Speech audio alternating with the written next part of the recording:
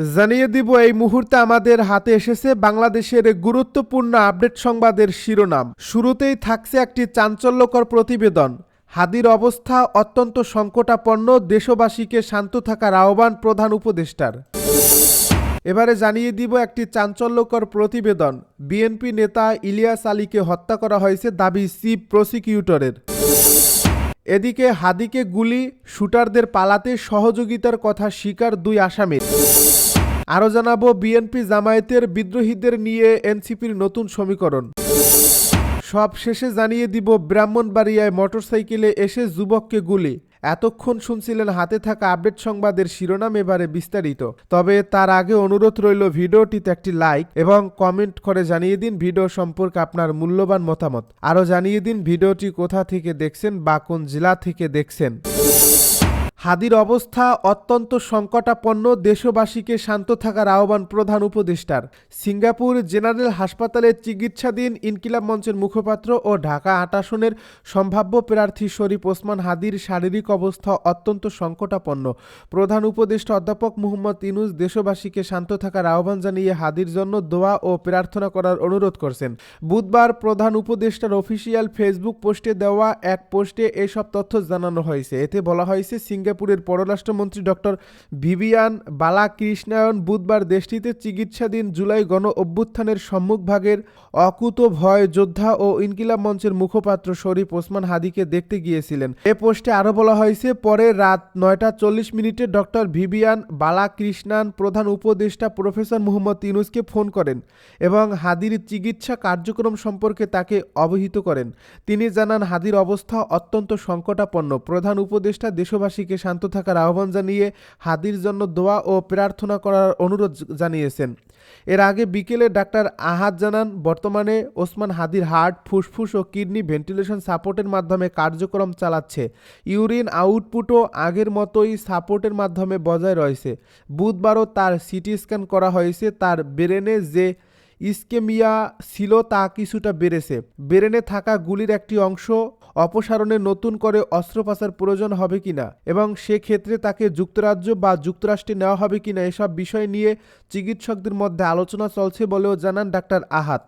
তিনি বলেন, যে জায়গায় গুলির অংশটি রয়েছে সেখানে অপারেশন করলে নতুন করে জটিলতা তৈরি হতে পারে কিনা সে বিষয়ে এখনই নিশ্চিত করে কিছু বলা যাচ্ছে না।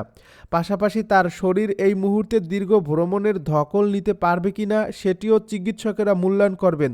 এক্ষেত্রে পরিবারের ইচ্ছার বিষয়টিও গুরুত্বপূর্ণ। বিএনপি নেতা ইলিয়াস আলীকে হত্যা করা হয়েছে জানালো চিফ প্রসিকিউটর। 13 বছর আগে গুমের পর বিএনপি নেতা এম ইলিয়াস আলীকে হত্যা করা হয়েছে মর্মে তদন্তে তথ্য পাওয়া গেছে বলে জানিয়েছেন আন্তর্জাতিক অপরাধ ট্রাইব্যুনালের চিফ প্রসিকিউটর মোহাম্মদ তাজুল ইসলাম। গুম খুনের অভিযোগে মেজর জেনারেল জিয়াউল আহসানের বিরুদ্ধে মামলায় বুধবার ট্রাইব্যুনালে আনুষ্ঠানিক অভিযোগ দাখিলের পর সাংবাদিকদের এ তথ্য জানান তিনি। তদন্তে তার বিরুদ্ধে 100-র বেশি মানুষকে গুমের পর হত্যার অভিযোগ আনা হয়েছে। ইলিয়াস আলী ছিলেন বিএনপির সাংগঠনিক সম্পাদক, ছাত্রদলের সাবেক এই সাধারণ সম্পাদক, সিলেট 2 আসনে দুবার সংসদ সদস্য নির্বাচিত হয়েছিলেন। 2012 সালের এপ্রিলে ঢাকার বনানীতে বাসার কাছ থেকে ইলিয়াস আলীকে তুলে নেওয়া হয়েছিল। তারপর থেকে তার কোনো খোঁজ পাওয়া যায়নি। এদিকে গুম ও শতাধিক মানুষকে হত্যার মামলায় সাবেক সেনা কর্মকর্তা জিয়াউল আহসানের বিরুদ্ধে অভিযোগ আমলে নিয়েছেন আন্তর্জাতিক অপরাধ ট্রাইব্যুনাল 1। দুপুরে প্রসিকিউশনের দাখিল করা আনুষ্ঠানিক এই অভিযোগে আমলে নিয়ে পরবর্তী শুনানির জন্য আগামী 21 ডিসেম্বর দিন ধার্য করা হয়েছে। সাবেক এই সেনা কর্মকর্তার বিরুদ্ধে গাজীপুরে 3 জনকে হত্যা ছাড়াও বরগুনার পাথরঘাটার চর দুনিয়াতে 50 জন হত্যা, বনদস্যু দমনের নামে সুন্দরবনে বন্দুকযুদ্ধে নাটক সাজিয়ে বেশ কয়েকজনকে হত্যায় 3টি সুনির্দিষ্ট অভিযোগ আনা হয়েছে তার বিরুদ্ধে। এছাড়াও জিয়াউল আহসানের বিরুদ্ধে বিএনপি নেতা চৌধুরী আলম, ইলিয়াস আলী, সাজেদুল হক সুমন, সালাউদ্দিন আহমেদ সহ 3 শতাধিক ব্যক্তি গুম ও হত্যার সংশ্লিষ্টতার তথ্য মিলছে। এসব অভিযোগের বিষয়ে তদন্ত চলমান রয়েছে। অভিযোগে আমলে নেওয়ার বিষয়টি নিশ্চিত করে ট্রাইব্যুনালের চিফ প্রসিকিউটর তাজুল ইসলাম জানিয়েছেন, আগামী 21 ডিসেম্বর এ মামলার পরবর্তী শুনানি অনুষ্ঠিত হবে। হাদিকে গুলি, শুটারদের পালাতে সহযোগিতার কথা স্বীকার দুই আসামির। ইনকিলাব মঞ্চের মুখপাত্র ও ঢাকা ৮ আসনের সম্ভাব্য প্রার্থী শরীফ ওসমান হাদিকে গুলি করে হত্যাচেষ্টার ঘটনায় মূল অভিযুক্ত ফয়সাল করিম মাসুদ ওরফে দাউদ খানের বাবা মোহাম্মদ হুমায়ুন কবির ৭০ ও মা মোসা হাসি বেগম ৬০ আদালতে স্বীকারোক্তিমূলক জবানবন্দি দিয়েছেন। বুধবার ঢাকার মেট্রোপলিটন ম্যাজিস্ট্রেট আদালতে বিচারকের খস কামরায় ১৬৪ ধারায় তাদের জবানবন্দি রেকর্ড করা হয়। স্বীকারোক্তিমূলক জবানবন্দিতে শুটার ফয়সাল করিম মাসুদ ওরফে দাউদ খানের বাবা মা আদালতকে বলেছিলেন আসামিদের পলাতে ও অস্ত্র লুকাতে তারা সাহায্য করেছেন। এরপর জবানবন্দি শেষে তাদের কারাগারে পাঠানোর আদেশ দেন আদালত। এর আগে বিকেলে শুটার ফয়সালের বাবা মা হুমায়ুন কবির ৭০ এবং মা মোসা হাসি বেগমকে ৬০ আদালতে হাজির করে পুলিশ। পরে বিচারকের খস কামরায় নেওয়া হয় তাদেরকে। গত মঙ্গলবার ভোরে দক্ষিণ কেরানীগঞ্জ থানাধীন হাসনাবাদ হাউজিং এলাকায় বিশেষ অভিযান চালিয়ে ফয়সালের মা বাবাকে গ্রেপ্তার করে র্যাব-১০।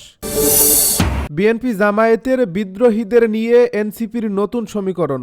ভোটের লড়াইয়ে পেশি শক্তি আর টাকার খেলার চিরচেনা সংস্কৃতি ভাঙতে শাপলাকলি প্রতীকে এবার নতুন রাজনৈতিক সমীকরণের ডাক দিয়েছে জাতীয় নাগরিক পার্টি।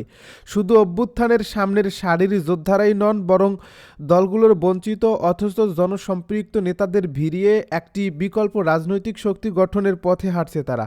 নির্বাচন কমিশনের আচরণবিধি ও আর্থিক নীতিমালা অক্ষরে অক্ষরে পালনের ঘোষণা দিয়ে দলটির পক্ষ থেকে স্পষ্ট জানিয়ে দেওয়া হয়েছে, অন্যায় বা অনৈতিক কর্মকাণ্ডে যুক্ত থাকলে নিজ দলের প্রার্থীর মনোনয়ন বাতিল করতেও দ্বিধা করবে না। এনসিপি সূত্রে জানা যায়, আগামী ১২ ফেব্রুয়ারি অনুষ্ঠিতব্য ত্রয়োদশ জাতীয় সংসদ নির্বাচনকে সামনে দ্বিতীয় ও তৃতীয় ধাপের প্রার্থী ঘোষণা করতে যাচ্ছে দলটি। প্রথম ধাপে ১২৫ জনের মনোনয়ন নিশ্চিত করার পর দ্বিতীয় ধাপে বড় চমক দিতে যাচ্ছে জুলাই অভ্যুত্থান পরবর্তী এই রাজনৈতিক শক্তি। একাধিক কেন্দ্রীয় নেতার সঙ্গে কথা বলে জানা যায়, বিএনপি ও জামায়াতের সংস্কারপন্থী বিদ্রোহী প্রার্থীদের জন্য নিজেদের দুয়ার খুলে দিয়েছে এনসিপি। প্রাথমিক তালিকায় জুলাই অভ্যুত্থানের সামনের সারির নেতাদের রাখা হলেও পরবর্তী ধাপে দলের বাইরে থেকেও প্রার্থী মনোনয়ন দেওয়া হতে পারে। একই সঙ্গে নতুন গঠিত গণতান্ত্রিক সংস্কার জোটকে শক্তিশালী করতে নিজ দলের নিশ্চিত আসনগুলোতেও ছাড় দেওয়া হতে পারে। আসন্ন নির্বাচনে ৩০০ আসনে প্রার্থিতা দেওয়ার লক্ষ্যে ইতিমধ্যে ১,৪৮৪টি মনোনয়ন ফরম বিক্রি করছে এনসিপি। প্রতিটি আসনে গড়ে প্রায় ৫ জন করে প্রার্থী রয়েছেন। ইতিমধ্যে একটি রাজনৈতিক জোটও গঠন করছে দলটি। সব মিলিয়ে আরও ২ ধাপে দলটির মনোনীত প্রার্থীদের নাম ঘোষণা করা হবে। তবে প্রথম তালিকায় থাকা যেসব প্রার্থীর বিরুদ্ধে দুর্নীতি, অনৈতিক কর্মকাণ্ড ও বিতর্কিত ভূমিকার অভিযোগ পাওয়া যাবে তাদের বাদ দেওয়ার নীতিগত সিদ্ধান্ত নেওয়া হয়েছে। দলের ভাবমূর্তি রক্ষা ও ভোটারদের আস্থা অর্জন এই সিদ্ধান্তের মূল লক্ষ্য। একই সঙ্গে জনপ্রিয়তা, সামাজিক গ্রহণযোগ্যতা ও মাঠ পর্যায়ের সক্রিয়তাকে প্রার্থী বাছাইয়ের ক্ষেত্রে অগ্রাধিকার দিচ্ছে এনসিপি। ব্রাহ্মণবাড়িয়ায় মোটরসাইকেলে এসে যুবককে গুলি করে হত্যা। ব্রাহ্মণবাড়িয়া সদর উপজেলায় এক যুবককে গুলির ঘটনা ঘটেছে। হামলাকারীরা মোটরসাইকেলে করে এসেছিল বলে জানান প্রত্যক্ষদর্শীরা। বুধবার সন্ধ্যায় শহরের মুন্সেপাড়া এলাকায় এই ঘটনা ঘটে বলে জানান ব্রাহ্মণবাড়িয়া সদর থানার ওসি মোহাম্মদ শহীদুল ইসলাম।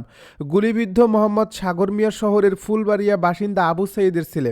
পুলিশ ও প্রত্যক্ষদর্শীরা জানান, মাগরিবের পর খ্রিস্টান মিশন মেমোরিয়াল হাসপাতালের সামনে দাঁড়িয়েছিলেন সাগর। এ সময় মোবাইল ফোনে কারোর সঙ্গে কথা বলছিলেন তিনি। সন্ধ্যা 6:30টার দিকে হঠাৎ মোটরসাইকেলে কয়েকজন এসে সাগরের উপর গুলি চালান। এক পর্যায়ে সাগরকে গুলি করা হয়। পরে হামলাকারীরা দ্রুত ঘটনাস্থল থেকে পালিয়ে যান। এ সময় ভয়ে আশপাশের লোকজন দোকানপাট বন্ধ করেন। পরে স্থানীয়রা সাগরকে উদ্ধার করে ব্রাহ্মণবাড়িয়া জেনারেল হাসপাতালে নিয়ে যায়। খবর পেয়ে পুলিশ ঘটনাস্থল পরিদর্শন করেন। ব্রাহ্মণবাড়িয়া জেনারেল হাসপাতালের জরুরি বিভাগের চিকিৎসক হুমায়ুন কবির বলেন, আহতের বুকের বাম পাশে এবং ডান পাশের উরুতে গভীর ক্ষতর চিহ্ন রয়েছে। এর মধ্যে তার বুকের এক্স-রে করানো হয়েছে।